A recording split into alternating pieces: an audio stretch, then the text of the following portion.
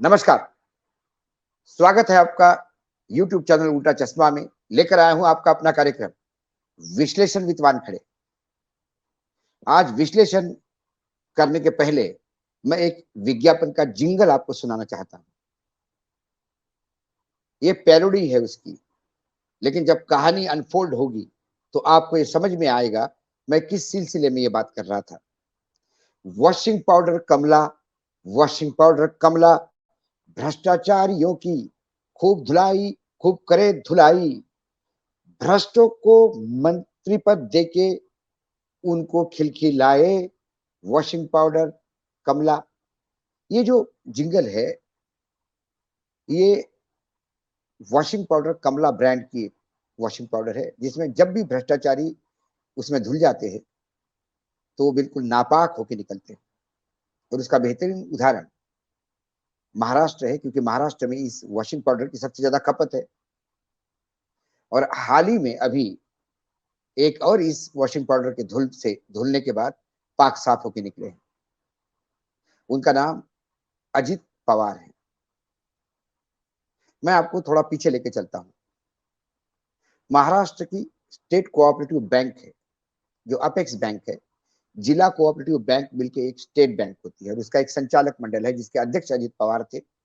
संचालक मंडल में तमाम बड़े नेता थे। इन्होंने 25,000 करोड़ रुपए का कर्जा कुछ गन्ने की मिल को, शुगर मिल को और सूत गिरनी को दिया। सूत मिल को कर्जा देना कोऑपरेटिव का काम है, कोई बड़ी बात नहीं। लेकिन ये कर्जा वापस नहीं आया। जिन जिन ने लिया हाथों पर कर दिया, दिवालिया हो गए।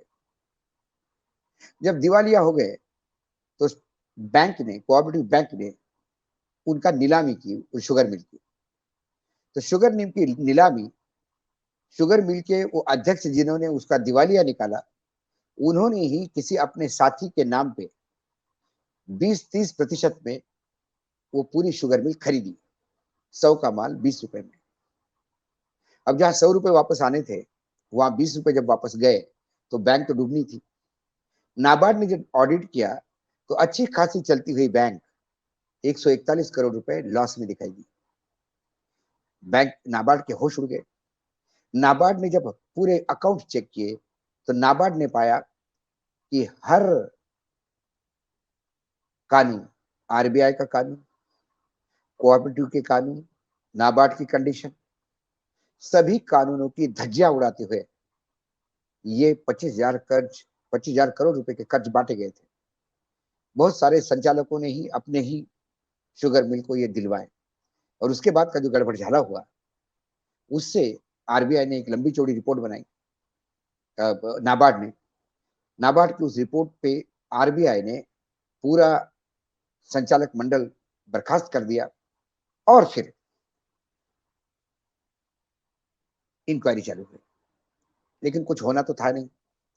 इसी बीच सुखविंदर सुराना, एक आरटीआई एक्टिविस्ट है, उसने ईओडब्ल्यू को यह गड़बड़ झाले के सारे कागज प्रोवाइड किए। ईएमडब्ल्यू ने, ईओडब्ल्यू ने, जो इकोनॉमिक ऑफेंस विंग ने, वो कागज पड़े रहे। जब कुछ नहीं हो रहा है, इतना भ्रष्टाचार हो रहा है, फिर अन्ना हजारे, शालिनी थे पाटिल और बाकी एक दो जो लोग थे पुराने नेता, इन्होंने हाई कोर्ट में रिट पिटिशन फाइल की। तो मेरे हाई कोर्ट के जो जज है धर्माधिकारी साहब, सत्यरंजन धर्माधिकारी और संदीप शिंदे, इस बेंच ने ईओडब्ल्यू को लताड़ा और 5 दिन के अंदर 50 लोगों पे एफआईआर करने का आदेश दिया। इनमें ज्यादातर जो, सॉरी, 75 लोगों पे आदेश दिया। उसमें 50 तो एनसीपी के थे, राष्ट्रवादी कांग्रेस के, 9 कांग्रेस के थे, 2 शिवसेना के थे, 1 बीजेपी का था। इसमें कुछ कर्मचारी भी थे। फिर ईओडब्ल्यू ने कुछ महीने इंक्वायरी करने के बाद क्लोजिंग रिपोर्ट दायर की और उन्होंने कहा कि हमने नाबार्ड के अधिकारियों को पूछा, ऑडिटर से पूछा, हमें तो ऐसा कोई घपला नजर नहीं आया जिससे क्रिमिनल ऑफेंस होता है।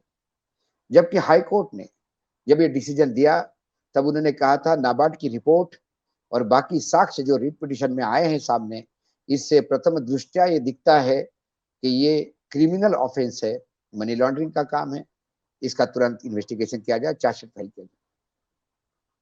अब इसी बीच ईडी बीच में आई। ईडी ने कहा कि इसमें मनी लॉन्ड्रिंग का भी काम हो रहा है, इसलिए हम बीच में आते हैं। फिर ईडी ने इन्वेस्टिगेशन किया, नोटिस दिए, कईयों को नोटिस दिए, शरद पवार को भी नोटिस दिया गया था, वो भी नोटिस का कुछ नहीं हुआ। फिर ईडी ने पहली एक चार्जशीट फाइल की और पहले चार्जशीट में उन्होंने Guru commodity services limited, Jalandheshwar sugar mill, Yogesh Batra नाम के चार्टर्ड अकाउंटेंट, इन लोगों का नाम रखा। और उसी चार्जशीट में पवार, अजित पवार और उनकी पत्नी सुमित्रा पवार के नाम का जिक्र तो नहीं किया, लेकिन उनसे जुड़े हुए कंपनी का जिक्र किया, जिससे ये वार्निंग थी पवार परिवार को कि आपकी कंपनियां आई हैं, अब आप भी आने वाले हो। फिर उसके बाद पहली सप्लीमेंट्री चार्जशीट फाइल की, उसमें प्रजक्त तानपुरे, उनके पिता प्रसाद तानपुरे, प्रजक्त तानपुरे ये राष्ट्रवादी कांग्रेस के जो जयंत पाटिल है उनके भांजे हैं, रंजीत देशमुख, सुभाष देशमुख ये नेता हैं, इन लोगों के नाम लिए, लेकिन फिर अजित पवार का नाम नहीं लिया, पेंडिंग रखा। फिर सेकंड चार्जशीट फाइल हुई। सेकंड चार्जशीट में अर्जुन अर्जुन खोतकर का नाम लिया, जो एकनाथ शिंदे के नजदीक है। फिर पवार के नजदीकी समीर मुड़े, जुगल किशोर तापड़िया ये उद्योगपति है, इनके नाम चार्जशीट में आए। अब कुल मिला के सप्लीमेंट्री जो सेकंड चार्जशीट है उसमें 14 नाम है। लेकिन अजित पवार जो अध्यक्ष थे, जलंधेश्वर शुगर मिल और दो कंपनियों का नाम लिया जिसमें अजित पवार और उनकी पत्नी रिकॉर्ड पे थी, उनका नाम ड्रॉप किया, क्योंकि जब पहली बार इन कंपनियों का नाम लिया तब वो अजित पवार को वार्निंग था। सेकंड चार्जशीट में इंतजार किया, थर्ड सप्लीमेंट में नाम ड्रॉप किया, क्योंकि अजित पवार अब भाजपाई हो गए, भाजपा के साथ हो गए, अब उप मुख्यमंत्री है।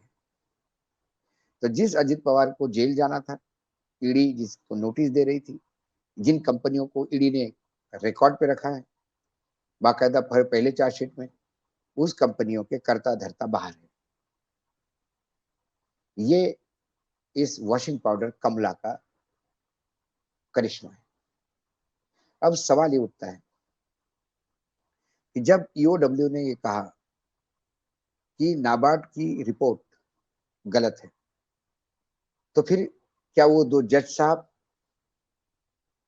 इतने नासमझ थे कि नाबार्ड की रिपोर्ट पढ़ने के बाद और बाकी साक्ष्य देखने के बाद उन्हें लगा कि ये प्रथम दृष्टया क्रिमिनल केस बनता है, लेकिन फिर बाद में ईओडब्ल्यू ने कहा कि हमने नाबार्ड को पूछा, हमको कुछ दिखाई नहीं, क्योंकि सरकार भी यही, मुजरिम भी यही, गवाह भी यही, वकील भी यही, तो पर होना तो यही है, क्लीन चिट तो मिलनी है।